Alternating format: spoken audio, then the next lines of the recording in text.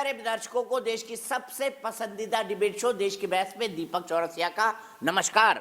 कन्याकुमारी से क्षीर भवानी तक, कोटेश्वर से कामाख्या तक और लक्षद्वीप से लेह तक जो सबसे बड़ा मुद्दा होता है उसमें हम आपकी राय जानकर चुनते हैं देश की बहस का विषय। बहस की दशा और दिशा भी आप ही के माध्यम से तय होती है, क्योंकि बहस में आप और हमारे एक्सपर्ट पैनल मंच को साझा करते हैं और देश में हो रही सबसे बड़ी हलचल पर बेबाकी से अपनी बात रखते हैं। आपने आज जो मुद्दा चुना है वो बेहद महत्वपूर्ण है, क्योंकि उसके बारे में उच्चतम न्यायालय के फैसले आ चुके हैं, उच्च न्यायालय के फैसले आ चुके हैं।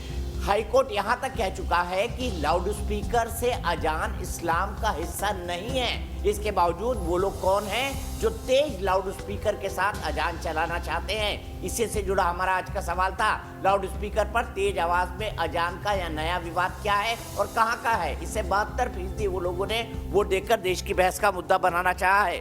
आपकी आजादी वहीं तक है जहां से मेरी नाक शुरू होती है, ये बेहद प्रसिद्ध मुहावरा है। आपकी आजादी वहीं तक है जहां से मेरी नाक शुरू होती है, क्योंकि मेरी भी व्यक्तिगत स्वतंत्रता है और आपकी भी व्यक्तिगत स्वतंत्रता। इसी मुहावरे का इस्तेमाल कर डॉक्टर सुनीता जो कि वाइस चांसलर है, डॉक्टर सुनीता श्रीवास्तव इलाहाबाद यूनिवर्सिटी की, प्रयागराज यूनिवर्सिटी की, उन्होंने ये मुद्दा सरकार के सामने रखा है कि मेरे घर के बगल में जो मस्जिद है उस मस्जिद से जो सुबह 5 बजे आवाज़ आती है अजान की, उससे मेरी नींद खुल जाती है, फिर उसके बाद नींद नहीं आती और उसके बाद लगातार मेरे सर में दर्द रहता है। उन्होंने कुछ चीज़ों का भी उल्लेख किया है, इसके बारे में हाई कोर्ट और सुप्रीम कोर्ट पहले ही फैसला दे चुका है। साथ में उन्होंने ये भी कहा है कि अब ईद का मौका आने वाला है और उसके बाद सहरी के लिए रोज़ सुबह 4 बजे तेज आवाज़ों में लाउडस्पीकर से चिल्लाया जाएगा। सुनीता श्रीवास्तव की इस बयान के बाद स्थानीय मस्जिद ने तो बीच का रास्ता निकाल लिया है, लेकिन जो मुस्लिम धर्मगुरु हैं वो राशन पानी लेकर चढ़ गए और ये कह रहे हैं कि ये तो हमारे धर्म पर हमला है। देखिए क्या कहती है हमारी आज की स्टोरी और क्यों मुस्लिम धर्मगुरु इसे अपने धर्म यानी इस्लाम पर हमला बता रहे हैं।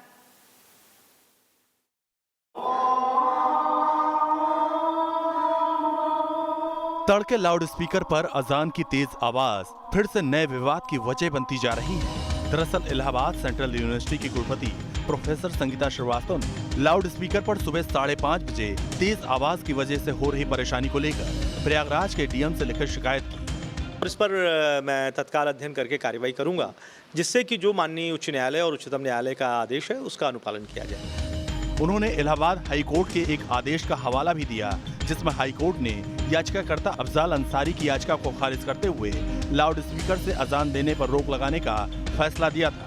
अफजाल अंसारी ने अपनी याचिका में कहा था कि गाजीपुर के जिलाधिकारी ने मौखिक आदेश से मस्जिदों से अजान देने पर रोक लगा दी है, जो धार्मिक स्वतंत्रता के मूल अधिकारों का उल्लंघन है। लेकिन कोर्ट ने कहा था कि अजान इस्लाम का जरूरी हिस्सा हो सकता है, लेकिन लाउडस्पीकर से अजान इस्लाम का हिस्सा नहीं हो सकता। कोर्ट ने रात 10 बजे से लेकर सुबह 6 बजे तक लाउडस्पीकर के इस्तेमाल की इजाजत देने से भी मना किया था। यानी प्रोफेसर संगीता श्रीवास्तव की 5:30 बजे लाउडस्पीकर पर अजान देने वाली शिकायत से साफ है कि 6 बजे से पहले ही लाउडस्पीकर का इस्तेमाल हो रहा है, जो कि इलाहाबाद हाईकोर्ट के फैसले का उल्लंघन है। आजान धर्म का हिस्सा है, लेकिन लाउडस्पीकर पर आजान पढ़ना वो धर्म का हिस्सा नहीं है, इसलिए उसको आप रिलीजियस फ्रीडम के परिधि में लाके और ये कहें कि नहीं ये जो है हम रेगुलेशन को नहीं फॉलो करेंगे या हम हाई डेसिबल नॉइस हमारा अधिकार है, ये कहने का किसी को अधिकार नहीं है। बावजूद इसके मुस्लिम धर्मगुरु इस शिकायत को बेवजह मान रहे हैं। इसका मकसद सिर्फ ये है कि किसी न किसी सूरत पर अजान पर पाबंदी लगाई जाए और जिस सूरत में अजानें हो रही हैं उनको उनकी असली सूरत में अजान से महरूम कर दिया जाए।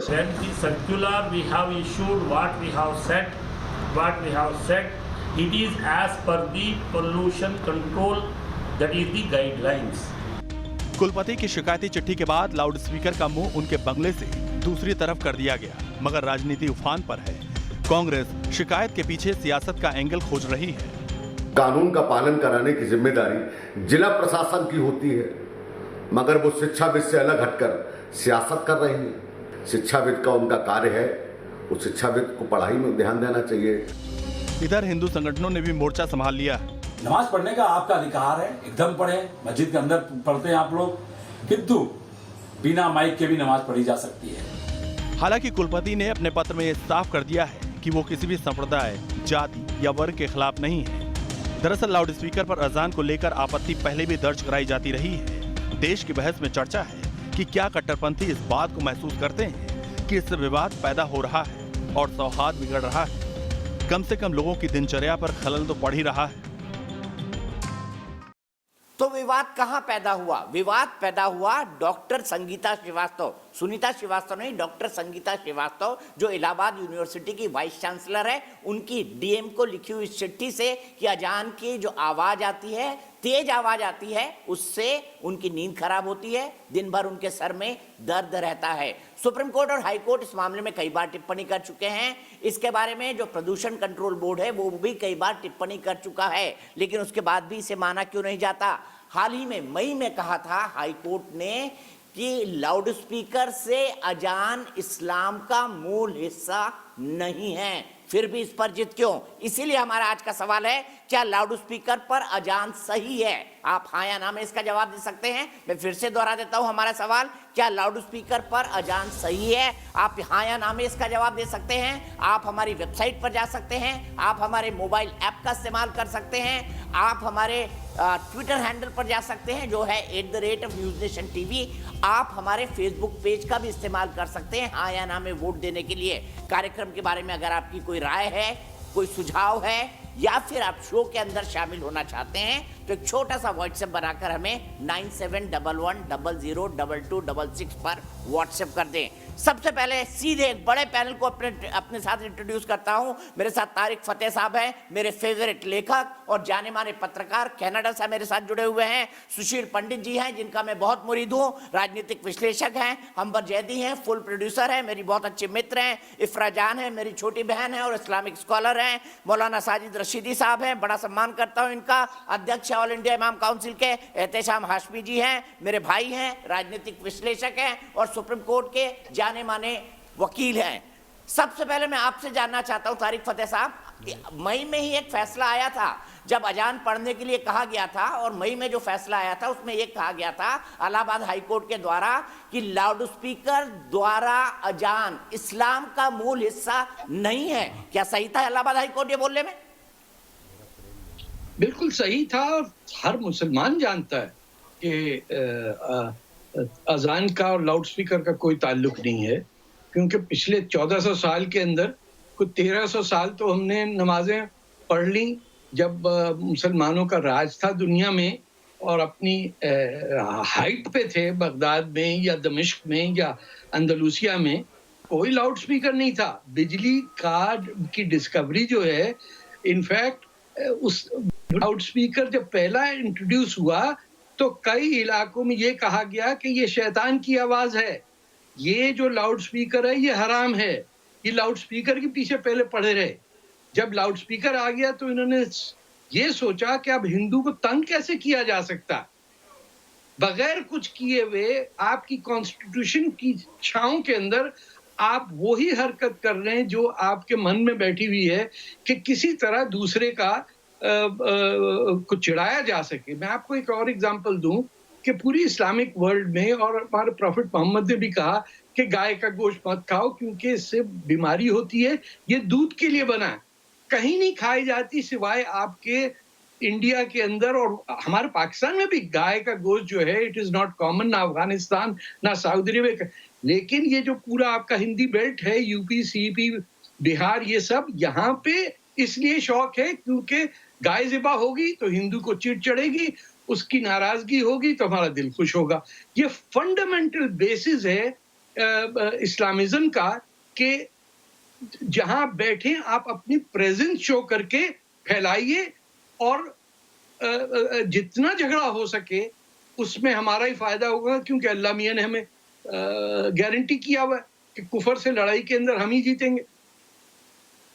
तो azaan is a weapon, yes, loud speaker is a weapon, it is not an instrument to call someone to prayer, क्योंकि हर मुसलमान के आईफोन पे को 15 किस्म की ऐप आ चुकी हैं जो अजानें बजाती हैं, बजती हैं, घर के अंदर हर एक के पास है।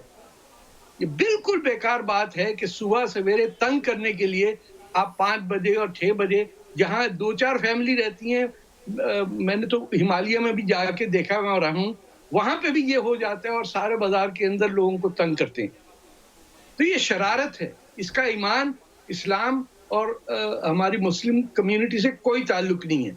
अजान दी जा सकती है, अब मस्जिद में दें, मिंबर पे खड़े होकर दें, हजरत बिलाल की तरह दें, जिसकी आवाज है वो करे। लेकिन लाउड स्पीकर अगर होता तो उसी वक्त इजाद हो चुका होता। अगर अल्लाह ताला चाहते तो लाउड स्पीकर भी आ जाता मक्का के अंदर।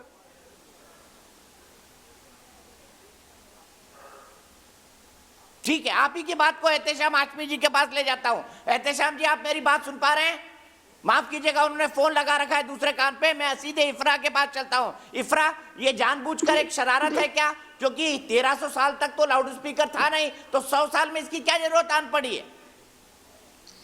देखिए, पिछले 50 साल तक तो किसी भी मजहब के पास लाउड स्पीकर नहीं था, लेकिन आज अगर हम देखेंगे, आप किसी भी सिटी में रहते होंगे, वहाँ हर कोई टेम्पल्स में भी, यानी मंदिरों में भी लाउड स्पीकर होता है, गुरुद्वारों में भी लाउड स्पीकर होता है और मस्जिदों में भी लाउड स्पीकर होता है।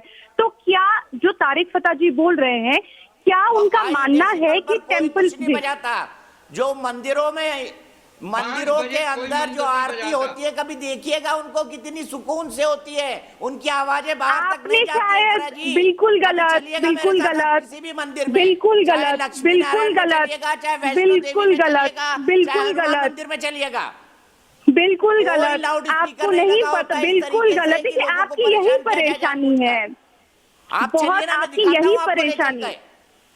जी, आप बोले थे कि जी आपकी यही परेशानी है। आप अगर भी कहीं पे भी टेम्पल के सामने रहेंगे, आपको पता चलेगा वहाँ सुबह सुबह टी सीरीज चलना शुरू हो जाती है।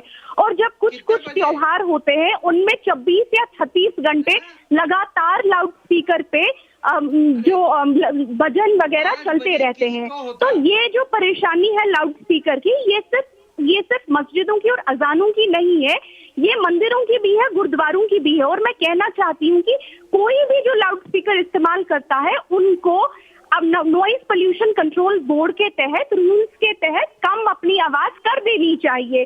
दूसरी बात, तारिक फता जी कहते हैं कि गाय का गोश्त जो है सिर्फ इंडिया में खाया जाता है। तारिक फता जी, मुसलमानों को अपनी अजान में कर देनी चाहिए, सभी को कर देना चाहिए, सभी को कर देना चाहिए, बोल दीजिए कि सभी को कर देना चाहिए, सभी को कर देना चाहिए। क्यों मुसलमानों के सब पीछे पड़े हुए हैं? फेस्टिवल होते हैं गुजरात के अंदर 10 बजे बंद हो जाते हैं मैडम। नवरात्रि क्या बोल रहे हैं आप? 10 बजे बंद हो जाते हैं। पत्रकार हैं या आप हिंदू संगठनों के पर्सन हैं? बिल्कुल भी नहीं, बिल्कुल भी नहीं। दिल्ली ने तो अब दीपावली मनाना भी छोड़ दिया, दिल्ली ने तो अब दीपावली मनाना भी छोड़ दिया। क्या बोल रहे हैं भाई? दिल्ली में हम लोग रहते हैं, क्या आपने देखा है कि दिल्ली में क्या होता है? दिल्ली में टेम्पल्स में और गुरुद्वारों में लाउड स्पीकर चलते हैं, त्योहारों पे तो 36 घंटे लगातार चलते हैं। परेशानी आप लोगों की ये है कि आप लोग जो सामाजिक परेशानियां हैं, आप सामाजिक परेशानियों को मुसलमानों की परेशानी बता देते हैं, और यही शरारत है। दूसरी बात, ये लास्ट पॉइंट बोलना चाहती हूँ, तारिक फता जी जो फॉरेन सिटीजन है, हमारे देश के इंटरनल मैटर्स में हालांकि बहुत बार बार बैठते हैं इंटरनल मैटर्स में बात करने के लिए, वो कहते हैं कि कौन जो है गाय का गोश्त कहाँ जाया जाता है।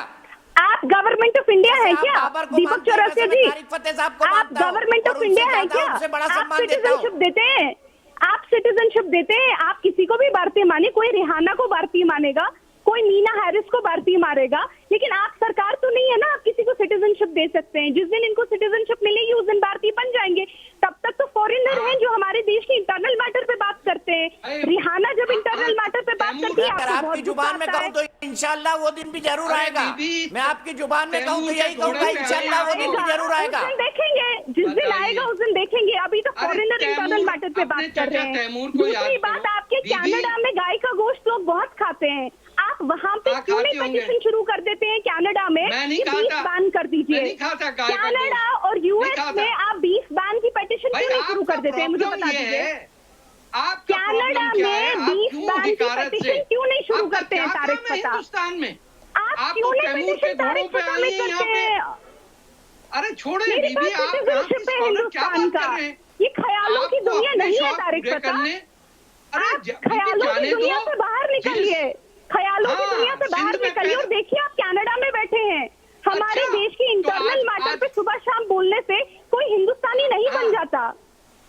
अरे भाई कश्मीरी भी नहीं बनता हिंदुस्तानी। ठीक है, जो आज के सीधे तारिक फतेह साहब रुक जाइए। बिल्कुल आर्ग्यूमेंट करने की जरूरत नहीं है, बिल्कुल आर्ग्यूमेंट करने की जरूरत नहीं है हमको। इफ्रा से सीधे अंबर के पास चलते हैं। अंबर साहब, तारिक फतेह साहब अगर इंसान और इंसानियत की बात करें तो क्या उनको बिठाना गलत होगा? और दूसरा बताइए मुझे, इस्लाम में कहां लिखा है कि लाउड स्पीकर से अजान इस्लाम का अनन्य भाग्य है? क्या 1300 साल पहले लाउड स्पीकर था? 1400 साल पहले? पहली बात, जो पहला सवाल है आपका कि तारिक फतेह कितने हिंदुस्तानी है, मैं इफ्रा से कहीं ज्यादा तारिक फतेह साहब को हिंदुस्तानी मानती हूँ। सिर्फ और सिर्फ सिटीजनशिप होने से कोई हिंदुस्तानी नहीं होता है। मेरी बात पूरी नहीं हुई, मैं किसी की बात में नहीं बोली है। आप मेरे बीच में नहीं बोलेंगे इफ्रा, मैंने आपकी बात नहीं काटी थी, तो खामोशी से मेरी बात सुनिए, उसके बाद आप जवाब दीजिएगा। आपने कहा कुछ लोग तो हिंदुस्तानी होने के बावजूद भी हिंदुस्तान की नहीं सोचते, और वो हिंदुस्तानी नहीं है, उसके बावजूद भी उनका देश के लिए प्रेम साफ नजर आता है। कौन कितना हिंदुस्तानी है ये पूरी दुनिया जानती है। तो आप किसी के हिंदुस्तानियत पे सवाल होने से पहले आप अपने गिरेबान में जाके देखिए कि आप कितनी हिंदुस्तानी है। आपके पास तो हिंदुस्तान की पूरी सिटीजनशिप है, हिंदुस्तान के नाम पर आप खाती हैं और उसी के दिन रात किस तरीके से बजाती हैं ये साफ नजर आता है। तो उससे पहले कि आप 10 बार सोचेगा कि आप किसी पर सवाल उठाते हैं। और दूसरी बात ये कि मैं लाउड स्पीकर की जो सवाल आपने किया है दीपक जी, आप जैसे हिंदुस्तानियों ने जिन्होंने हमारी मेरी बात सुनेंगे नहीं इफ्रा, मेरी बात आप सुनेंगे नहीं। पूरा मौका देता हूं मैं। इफ्रा प्लीज मत करिए ऐसा। जी देखिए दीपक जी, दूसरी बात ये जो अपना सवाल लाउड स्पीकर पे था, मेरी बात पूरी नहीं हुई है दीपक जी। मेरे डिबेट में सबको बराबर मौका मिलता है। जी दीपक जी, मेरी बात पूरी नहीं हुई है। अंबर आप कंक्लूड करिए, अंबर आप कंक्लूड करिए। मैं इफ्रा से सही रिक्वेस्ट कर रहा हूँ कि इफ्रा हम एक दूसरे पर ना बोले, क्योंकि हम सब स्काइप पे जुड़े हुए हैं, आवाज दर्शकों तक नहीं पहुंचती है। हमारा जो बहस का मसला है, मतलब बहस का जो मकसद है वो हमारे दर्शकों तक नहीं पहुंच पाता है, इसलिए अंबर जयदी, अंबर प्लीज। सवाल आपका जो अजान पे था लाउड स्पीकर को लेकर, देखिए अजान अगर हम बात करें 1400 साल पहले बिल्कुल भी लाउड स्पीकर नहीं था, और अजान का मकसद सिर्फ और सिर्फ लोगों को नमाज के लिए इकट्ठा करना था मस्जिद में। इसीलिए मस्जिद के ऊपर मीनार पे चढ़कर लोग अजानें दिया करते थे ताकि लोगों को नमाज के लिए इकट्ठा किया जा सके।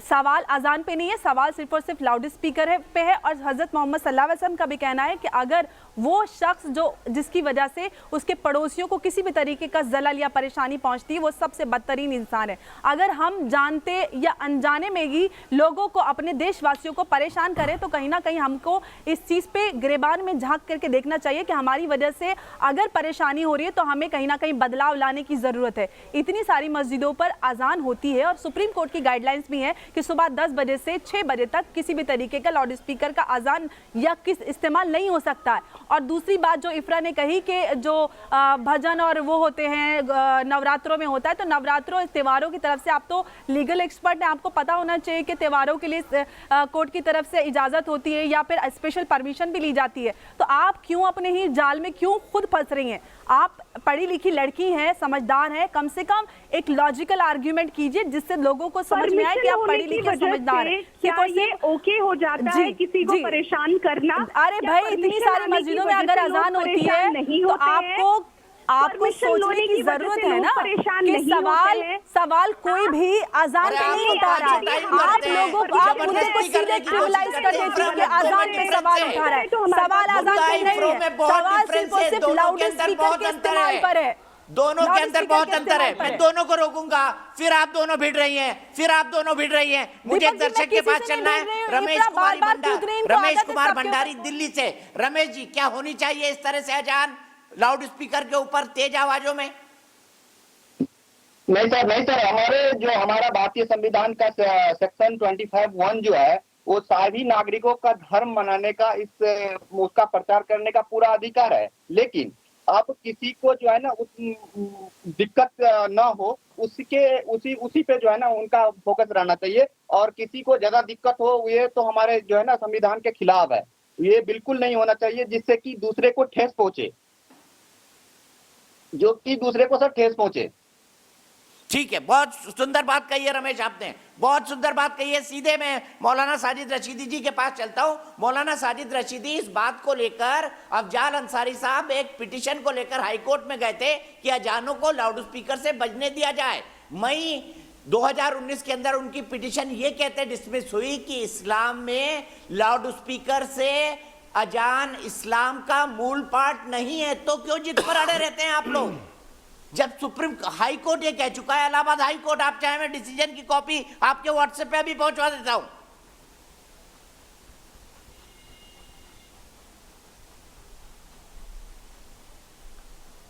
दीपक भाई, उनका जो काम है वो अहले सियासत जाने, अपना काम तो मोहब्बत है जहां तक पहुंचे। अब शेर शायरी कर देखिए, मैं भी मानता हूं इस बात को कि लाउड स्पीकर जो है ये इस्लाम का हिस्सा नहीं है और किसी भी धर्म का हिस्सा नहीं है। मैं इसको बिल्कुल मानता हूं। 5 अगस्त को ये कहे कि एक दिन बाबरी मस्जिद फिर से बनेगी, दोगे कि नहीं बोलने वो आज दोगे? ये कह रहा है कि हमारा काम तो मोहब्बत है, सियासत कोई और जाने। बड़ा सेलेक्टिव एमनेशिया है आपको, बड़ी जल्दी भूल जाते हैं मौलाना साहब, बड़ी जल्दी भूल जाते हैं। दिक्कत ये है दीपक भाई, सुनिए दीपक भाई, दिक्कत ये है कि साजिद रशीदी से आपको दिली एलर्जी है। मैं अच्छा बोलता हूं तो भी आपको अच्छा नहीं लगता और बुरा बोलता हूं फिर तो आपको अच्छा लगता ही नहीं है। तो मुझे बता दो मैं क्या बोलूं, मैं आपकी भाषा तो नहीं बोल सकता। तभी रोज डिबेट में बुलाता हूं वही जो सत्य है, जो सही तभी है। रोज जब मुद्दा होता है तब डिबेट में बुलाता हूं। कहने जा रहा हूं उसको सुनिए, जो अच्छी बात है, इसी को थोड़ा प्यार थोड़ी तकरार कहते हैं। नहीं, कभी कभी अच्छी बात भी सुन लेनी चाहिए। सुनिए अच्छी बात सुन लीजिए। मैंने कहा है कि इस्लाम का हिस्सा नहीं है लाउड स्पीकर, मैं मानता हूं इस बात को, और अजान नमाज के लिए बुलाने का एक जरिया है, बिल्कुल सही बात है। आज मैं अंबर की एक बात से सहमत हूं, बड़ी अच्छी बात कही। मेरे प्यारे नबी मोहम्मद सल्लल्लाहु अलैहि वसल्लम ने कहा है कि वो मुसलमान हो ही नहीं सकता जिससे उसका पड़ोसी परेशान हो, वो मुसलमान हो ही नहीं सकता, ये सच्चाई है। अगर लाउड स्पीकर से किसी पड़ोसी को तकलीफ है तो बिल्कुल उस लाउड स्पीकर को उतार देना चाहिए। और बड़ा अच्छा काम किया है वहाँ की मस्जिद कमेटी ने कि उस लाउड स्पीकर का मुंह वहाँ से हटा दिया, बल्कि मैं तो कहता हूँ आवाज़ कम कर देनी चाहिए और इतनी आवाज़ रखनी चाहिए। क्योंकि मैं भी इमाम हूँ, मैं पहाड़गंज की एक मस्जिद में इमाम हूँ, क्योंकि वहाँ सारी हिंदू कम्युनिटी है, तो हम मस्जिद की आवाज़ को इतना कम रखते हैं कि वो सिर्फ मस्जिद के अंदर रहती है, बाहर नहीं जाती। ये अच्छाई की बात है, ये सच्चाई की बात है। हमें दोनों समुदाय को इस देश के अंदर रहना है, यही हमारा कल्चर है, यही हमारी सभ्यता है, यही हमारी पहचान है दूसरी जगहों पर कि हम सब लोग मिलजुल कर रहते हैं। एक दूसरे के दुख दर्द को समझना, एक दूसरे के साथ प्यार के साथ रहना, मोहब्बत के साथ रहना, यही हमारा कल्चर है और यही धर्म भी सिखाता है। किसी धर्म का हिस्सा नहीं है। अगर किसी भी धर्म के हिस्से में ये बात आती है कि किसी को तकलीफ पहुंचे तो उसको उससे रुक जाना चाहिए, मना कर देना चाहिए, हट जाना चाहिए, इसमें कोई तौहीन नहीं है। सुशील पंडित जी, लग रहा है मौलाना साहब बीजेपी में शामिल होने वाले हैं। सुशील पंडित जी, लग रहा है मौलाना साहब बीजेपी में शामिल होने वाले हैं।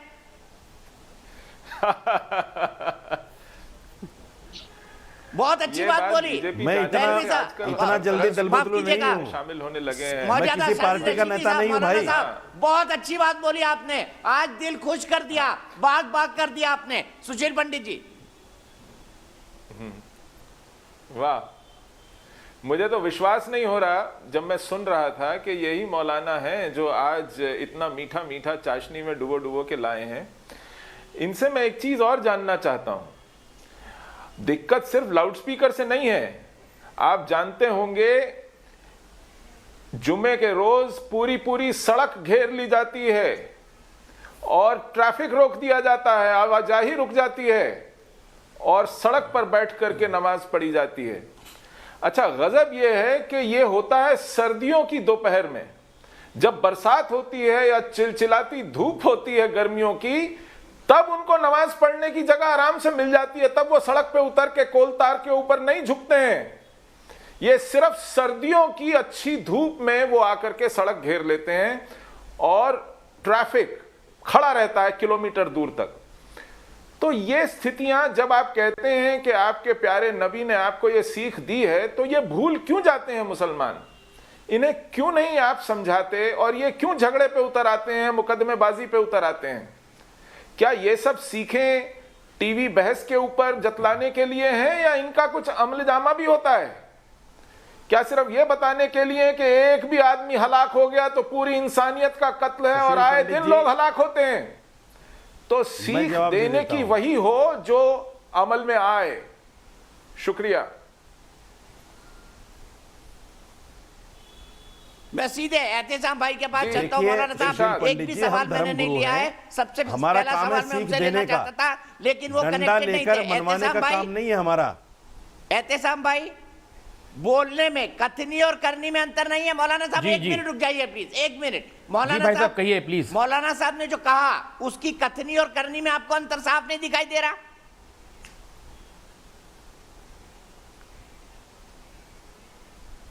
देखिए, एज अ लॉयर मेरा ये कहना है कि जो भी सुप्रीम कोर्ट ने लिमिट डिसाइड करी है लाउड स्पीकर की, उसके हिसाब से काम होना चाहिए, और अगर उस ऑर्डर को वायलेट करते हुए कोई काम हो रहा है तो वो गैर कानूनी है, उसको बंद करना चाहिए।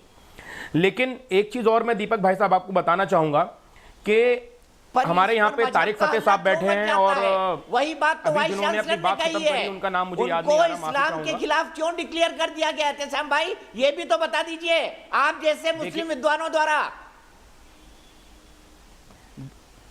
देखिए दीपक भाई साहब, आप क्यों नहीं एक पिटीशन फाइल करवाते कि हिंदुस्तान के जितने ये मुसलमान हैं वो लाउड स्पीकर यूज नहीं कर सकते? मैं आपकी पिटीशन बहस करने के लिए तैयार हूं, लेकिन इस बात को हिंदू मुस्लिम यूनिटी खराब करने के लिए एक मुद्दा बना के आप चैनल पे इलाहाबाद हाईकोर्ट में यही पिटीशन गई है कि लाउड स्पीकर के साथ हमको अजान पढ़ने दिए जाने चाहिए, और इलाहाबाद हाईकोर्ट ने रूलिंग दिया बाकायदा मई 2019 में कि ये इस्लाम का इंटीग्रल पार्ट नहीं है। इलाहाबाद हाईकोर्ट ऑलरेडी रूलिंग दे चुका है कि आप इसको हक नहीं मान सकते, आपका ये इस्लाम का इंटीग्रल पार्ट नहीं है। और बताइए और कौन सी पिटीशन चाहिए आपको?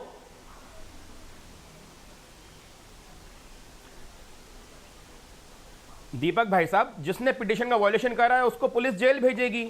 और क्या सिर्फ माइक यूज करने का अधिकार उन गुंडों को है जो दिल्ली में माइक यूज करके दंगे भड़का रहे थे, या फिर हिंदुस्तान में जो मुस्लिम और हिंदू का भाईचारा उसको खराब करने के लिए माइक यूज करते हैं जो बीजेपी के गुंडे? ताहिर हुसैन के घर पे माइक लगा था, आपको पता है ना? बीजेपी के गुंडों का ताहिर हुसैन के घर में गुलेल के साथ माइक भी लगा हुआ था। उनसे आपने कभी सवाल नहीं पूछा? ताहिर हुसैन आपका पार्षद जो जेल के अंदर है, उनसे आपने कभी उसके घर सवाल पे नहीं गुलेल के पूछा? साथ माइक और भी हमारी लगा हुआ छोटी था जो बहन दंगा यहाँ करवा रहा बैठी था। थी, उन्होंने, हमारी छोटी बहन यहाँ बैठी थी, उन्होंने बोला कि उस जमाने में लाउड स्पीकर नहीं था, उस जमाने में और भी बहुत सारे कानून थे, उस जमाने में एक कानून सबसे इंपॉर्टेंट था दीपक भाई साहब, वो मैं बताना चाहूंगा आपको, कि जितने भी गद्दार और देशभक्त लोग होते थे उनका सर कलम कर दिया जाता था। लेकिन संविधान आने के बाद और मॉडर्न सोसाइटी आने के बाद ऐसे गद्दार कुत्ते चैनल में बैठ के भौंकते हैं, उनके लिए कोई कानून नहीं है ना। आप कुरान के विरुद्ध स्टेटमेंट दे रहे हैं हाशमी साहब। आपको पता है कि हिजबुल वतनी इस्लाम सिखाता है, कुरान सिखाता है। आप जो ये बड़बोलापन दिखा रहे हैं ना, आप कह रहे हैं देशभक्तों का सर कलम कर दिया जाता था। आप क्या बोल रहे थे साहब भाई? गद्दार लोग होते थे, उनका सर कलम किया जाता था। लेकिन आज जितने लोग हैं जो देश के गद्दार हैं, जो देश के गद्दार हैं, उनको हम नहीं छू सकते क्योंकि संवैधानिक दायरे में रहना है। तो सोसाइटी चेंज होती है, सोसाइटी अच्छी चीज करती है, सुशील पंडित जी, तारिक फतेह साहब बहुत अच्छा मुद्दा उठाया। अनुराग ठाकुर ने पूछा था देश के गद्दारों को, कुछ लोगों ने बोल दिया था गोली मारो सालों को, तो कहा गया था ये स्टेटमेंट मुसलमानों के खिलाफ है। अब एहतेशाम भाई आप गद्दारों की बात कर रहे हैं, तारिक साहब इस पर जरा रोशनी डाल दीजिए। तो जब बोल रहे कि गद्दारों का सर कलम करना चाहिए, जब अनुराग ठाकुर ने स्टेटमेंट दिया देश के गद्दारों को गोली मारो को, तो इन्होंने कह दिया कि ये तो मुसलमानों के खिलाफ स्टेटमेंट है, ये मुसलमान को गद्दार कह रहे हैं, और मुसलमान जन्मजात अपने आप को भारत का गद्दार मानता है। ये कौन सी साइकी है? करते हैं दीपक भाई साहब? आप उसका स्टेटमेंट एंडोर्स करते हो तो आप बोलिए चैनल पे अगर आपने हिम्मत है कि ये कैसा वकील है गोली मारो सालों का, आप बोलिए अपने चैनल पे अगर आप मैं अनुराग ठाकुर के स्टेटमेंट को बकायदा इंडोर्स करता हूं जो आपने कहा। आपने भी कहा कि देश के गद्दारों का सर कलम कर दिया जाना चाहिए। मैं भी कह रहा हूं कि देश के गद्दारों को गोली मारी जानी चाहिए। नाम लेके बोलिए कि दीपक चौरसिया ये कहते हैं कि गोली मारो सालों को, कहिए अगर आप में हिम्मत है तो, कहिए आप में हिम्मत है। अरे भाई ये कोई किस दुनिया में रहते हो? देश के गद्दारों को गोली मारनी चाहिए। मैं कह रहा हूं, अपना नाम लेके कह रहा हूं कि मैं दीपक चौरसिया कहता हूं कि इस देश के गद्दारों को गोली मारनी चाहिए। इससे कम की सजा देश के किसी गद्दार के लिए नहीं होनी चाहिए। और पाकिस्तान के गद्दारों को, पाकिस्तान के घटिया इंसानों को आप लेके चैनल में बैठाते हैं, ये देशभक्ति है क्या आपकी? ये पाकिस्तान कहां से आ गया भाई? ये पाकिस्तान कहां से आ गया? अनुराग ठाकुर ने कौन सा पाकिस्तान नाम लिया था? ये पाकिस्तान आपने बनाया, आपको तकलीफ होती है कि पाकिस्तान की बुराई क्यों हो रही है? वो जो आपके माई बाप बैठे हैं ना पाकिस्तान में, वो आपके माँ बाप और चचा चची जो गए थे वहां जिना के जुलूस के अंदर, आपको दुख उसी बात का, आपको परेशानी के पाकिस्तान को क्यों कर रहा है कोई? क्योंकि आपने सिर्फ ये काम किया, आपने Jinnah please mind your language Ehtesham ji, मुझे आपको डिबेट से हटाना पड़ेगा वरना आप ये इन शब्दों का इस्तेमाल नेशनल टेलीविजन पर नहीं कर सकते। नेशनल टेलीविजन की एक मर्यादा होती है जिसको भी सुप्रीम कोर्ट ने तय किया है। नेशनल टेलीविजन की भी एक मर्यादा होती है जिसको सुप्रीम कोर्ट ने तय किया है। आप कम से कम सुप्रीम कोर्ट के खिलाफ नहीं जा सकते। तारिक फतेह साहब, देश के गद्दार लोगों के लिए नहीं है, जो देश के गद्दार है ना उनके लिए मर्यादा नहीं है हमारे पास। देश के गद्दार लोगों को आप मर्यादा दिखाइए और देश के गद्दार लोगों को हम मर्यादा नहीं दिखा पाएंगे। दीपक भाई, गद्दार वो हैं जो जिना की तस्वीर अलीगढ़ यूनिवर्सिटी में लगा के उसकी पूजा करते हैं। गद्दार वो हैं जो हिंदुस्तान में बैठ के हिंदुओं के खिलाफ प्रोपेगेंडा करते हैं और उन्हें घटिया समझते हैं। गद्दार वो हैं जो कहते हैं गजवा हिंद होगा और इंशाअल्लाह मुसलमान जो हैं वो पूरे हिंदुस्तान पे कब्जा करेंगे। 50,000 मस्जिदों में दुआ मांगते हैं आप कि या अल्लाह कौमुल काफिरीन पे फतह नसीब कर मुसलमानों को, और यहाँ के कुत्ता का वर्ड यूज कर रहे हैं आप।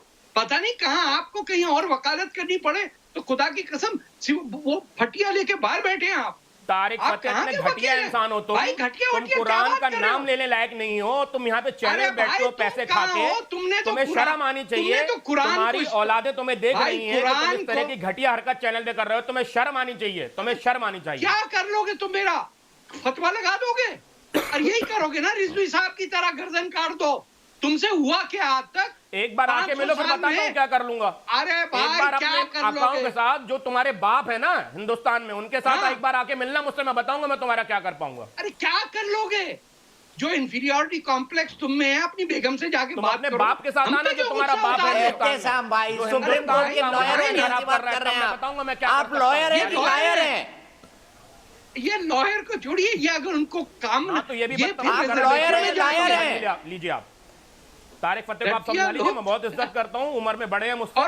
सुशील पंडित जी के पास चलता। तारिक फतेह साहब, आप मत उलझिए इनसे, आप मत उलझिए इनसे, आप मुझे मत उलझिए, सीधे सुशील पंडित जी के पास चलता हूँ। बहुत बढ़िया। तारिक फतेह तू घटिया इंसान। सुशील पंडित जी और अंबर जी दोनों के पास एक के बाद एक जाऊंगा। सुशील पंडित जी पहले मुझे बताइए, क्या एहतेशाम आदमी को इस लैंग्वेज का इस्तेमाल करना चाहिए तारिक फतेह के लिए, चाहे मुद्दा कोई भी हो? उनकी छोटी बहन से पूछे ना। इसमें कोई शक व शुबा की गुंजाइश है क्या? इसमें कहीं रत्ती भर भी कोई गुंजाइश है क्या कि ये आदमी अपनी तरबियत का मुजाहिरा कर रहा है कि कैसे कैसे माहौल में पड़ा हुआ है ये? अभी अंबर कह रही थी कि दिखते तो पढ़े लिखे हैं, हाँ यहाँ दो पढ़े लिखे बैठे हैं, लेकिन उनमें भी ऐसे शातिराना अंदाज हैं कि पढ़ाई लिखाई का इस्तेमाल गलत काम में कर रहे हैं। इनसे अच्छे तो अनपढ़ थे। आप तारिक साहब की बात कर रहे थे। तारिक साहब इस जमीन पर पैदा हुआ इस देश का बेटा है, उसके माँ बाप इस देश के हैं, वो इस देश का वंशज है, उसके पूर्वजों की जमीन है ये। दीपक जी इससे बेहतर हिंदुस्तानी नहीं मिलेगा आपको दुनिया में ढूंढने पर। जी आप जवाब देते रहिएगा, आपकी उम्र निकल जाएगी, आपको जवाब नहीं सूझेगा। सीएएनआरसी इस पे लागू आप लोगों की तौहीन करते हैं। सीएएनआरसी की एग्जम्पशन दे दी क्या तुमने इनको? सीएएनआरसी की एग्जम्पशन दे दी क्या तुमने इनको? आप सीएएनआरसी की एग्जम्पशन आप अपने कागज ढूंढिए पहले, आप अपने कागज संभालिए, कागज संभाल के रखिए। उसके बाद आपके पास और फिर अब्बास जैदी के बाद। एहतेशाम भाई एक मिनट रुक जाइए, एक मिनट रुक जाइए, सुशील पंडित जी कंक्लूड करिए। ठीक है, किसी की औकात नहीं है हिंदुस्तान के सच्चे मुसलमान के कागज मिलने की, जिसकी औकात है तो आके मिल ले। दीपक जी आपको अगर अपनी बहस का मयार रखना है, बात करो ना, आप किस कैटेगरी में आते हैं ये जरा अगर आपको अपनी इफ्रा बहस को का जोड़ना स्टैंडर्ड चाहती है, इफ्रा रखना है, बताइए। तो कम से कम सच्चे मुसलमान से कागज शरीफ लोगों को लाइए। किसी की नहीं है। सुन लीजिए, आप कहते हैं कि आप लोग अपने कागज ढूंढ लो। भाई हमारे कागज ढूंढते ढूंढते तो आप लोगों की नौकरियां चली गई। हम तो कागज ढूंढेंगे, लेकिन जो हमारे देश में आप हमारे कागज ढूंढते ढूंढते जो हमारे देश में लोगों को फाके लग रहे हैं, आपकी नौकरियां जा रही हैं, उसका क्या? तारिक फता जी ने सवाल किया कि गद्दार कौन है। गद्दार किसी के लिए वो है जो बीजेपी को वोट ना करे। गद्दार किसी के लिए वो है जो गोडसे की पूजा करे, जो हमारे देश की अर्थव्यवस्था को बर्बाद करे। हर कोई डेफिनेशन आपके हिसाब से नहीं हो सकती फराकान। कृपया प्लीज अपनी आइडियोलॉजी को इसका फोकल पॉइंट मत बनाइए। आपकी आइडियोलॉजी कुछ और हो सकती है, मेरी आइडियोलॉजी कुछ और, लेकिन देश का गद्दार गद्दार ही होगा जो इस देश के खिलाफ सोचता हो, जो इस देश के खिलाफ काम करता हो। आइडियोलॉजी के हिसाब से गद्दार कोई हो सकता है। मेरी आइडियोलॉजी के हिसाब से गद्दार वो है जिसने हमारी देश की अर्थव्यवस्था और रोजगार को बर्बाद कर दिया। क्या हमारी देश की अर्थव्यवस्था और रोजगार को बर्बाद करने वाली पॉलिटिकल पार्टी गद्दार है कि नहीं है? जिस देश में आप जैसे गद्दार हो तारिक फता जी, उस देश को दुश्मन की मुल्कों की क्या जरूरत है? आपने हमारे देश की इकोनॉमी बर्बाद कर दी, अर्थव्यवस्था बर्बाद कर दी, उसी देश का बर्बाद हो जाता है। अरे जाने दो बीबी, क्या करेंगे? हमारे देश की कमर तोड़ दी आप जैसे लोगों ने। अरे छोड़िए बात, आप क्या छोड़िए हमारे देश की अर्थव्यवस्था को आपको कोई टेंशन नहीं है, रोजगार की यहाँ के लोगों की आपको कोई टेंशन नहीं है। हिंदू मुस्लिम तैमूर की औलादों से दुश्मनी हमारी। यार ये कैसे लड़वाने आ जाते हैं पूरे आप तैमूर की औलादों में से खुद तो आप हमारे दुश्मन हैं। हम बैठे हैं हर जगह, हिंदुस्तान हर जगह है, इंडिया का झगड़ा चल रहा है हर जगह, और आपके जिहादी और खालिस्तानियों को हम निपटेंगे। नहीं है बिल्कुल। इफ्रा के लिए गद्दार की क्या डेफिनेशन है मैं पूछूंगा। तारिक साहब इनसे पूछना पड़ेगा गद्दार की डेफिनेशन क्या है। मैं सिर्फ एक बार पूछता हूँ, प्रशांत पांडे मेरे दोस्त प्रयागराज से मेरे साथ जुड़ रहे हैं। प्रशांत पांडे, देश के गद्दारों के साथ क्या करना चाहिए? प्रशांत पांडे प्रयागराज से बताइए, एहतेशाम भाई को बताइए देश के गद्दारों के साथ क्या करना चाहिए। देश के गद्दारों के लिए भारत की भूमि पे कोई जगह नहीं है। ऐसे लोगों को सीधी सी बात है खड़ा करके गोली मारना चाहिए, पहली चीज। दूसरी और महत्वपूर्ण चीज है कि madam Sangeeta Srivastava vice chancellor के अलावा एक भारत की नागरिक है, और उनके मूल अधिकारों का अगर अतिक्रमण हुआ तो उन्होंने सक्षम प्राधिकार के सामने सवाल उठाया कि मेरे अधिकारों की रक्षा की जाए। इसको धर्म, मजहब, पंथ, सांप्रदायिकता के चश्मे से जो देख रहे हैं वो चश्मे की गंदगी है, उसको साफ करें। माननीय सर्वोच्च न्यायालय ने 2012 में जस्टिस चौहान और जस्टिस स्वतंत्र कुमार की पीठ ने स्पष्ट कहा था चैन की नींद सोना आर्टिकल 21 में है, जो व्यक्ति का मूल अधिकार है। इसका अतिक्रमण किसी कीमत पर स्वीकार नहीं किया जा सकता।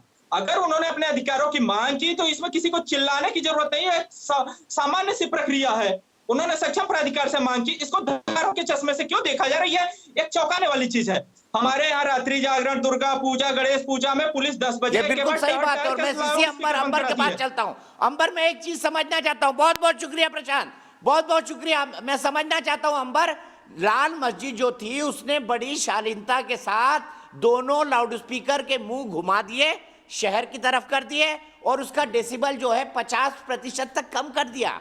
लेकिन मुसलमान धर्म के जो तथाकथित ठेकेदार हैं वो उनके खिलाफ दाना पानी लेकर चढ़ गए हैं।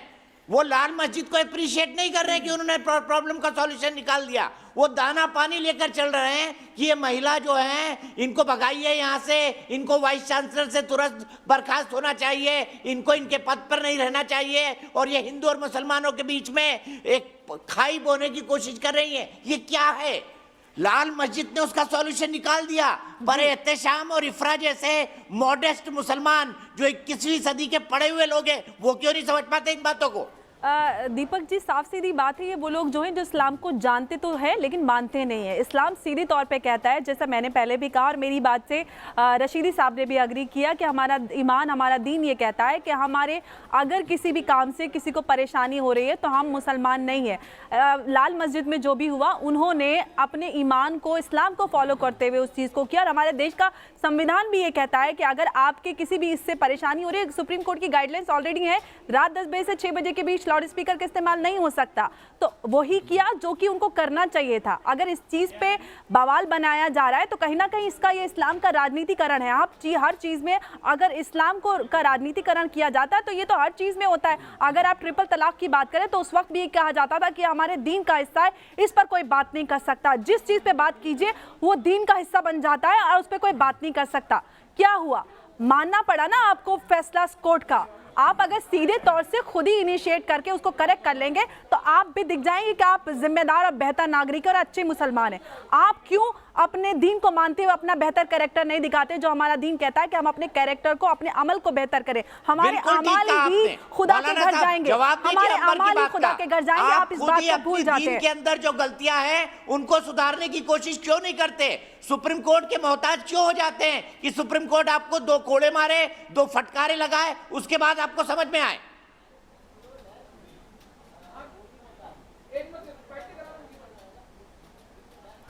देखिए ऐसा है, इफ्रा मैं आता हूं आपके पास सर, मौलाना साहब का नंबर है, उसके बाद मैं जरूर आपके पास आऊंगा। ये दोनों चीजें देखिए धर्म जो है, धर्म कोई भी धर्म हो, वो अपने मुल्क से गद्दारी करने को बताता ही नहीं है।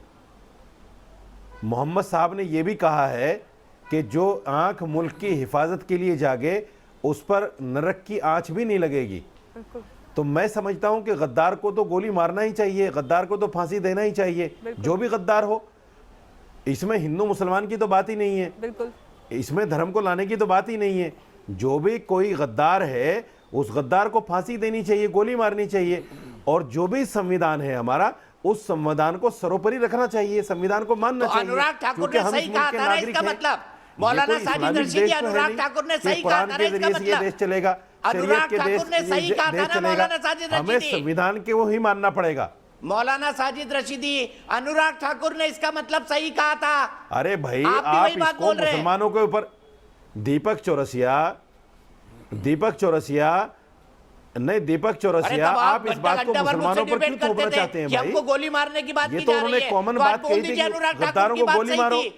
मैं भी कहता हूँ, आप भी वही बात बोल रहे हैं, अनुराग मैं भी कह रहा हूँ ना उसी बात को। आप मान लीजिए अनुराग ठाकुर की वो बात वही बात है कि देश के गद्दारों को गोली मारनी चाहिए। मैं जब उस बात को कह रहा हूँ, आप मुझे एक चीज बताइए, अरे चाचा, जब मैं एक बात कह रहा हूं कि गद्दार को गोली मारनी चाहिए, तो अब मैं अनुराग ठाकुर के बयान को अनुराग ठाकुर ने सही बोला था। मैं तो खुद कह रहा हूं इस बात को, मौलाना साहब, मैं खुद कह रहा हूं ना इस बात को।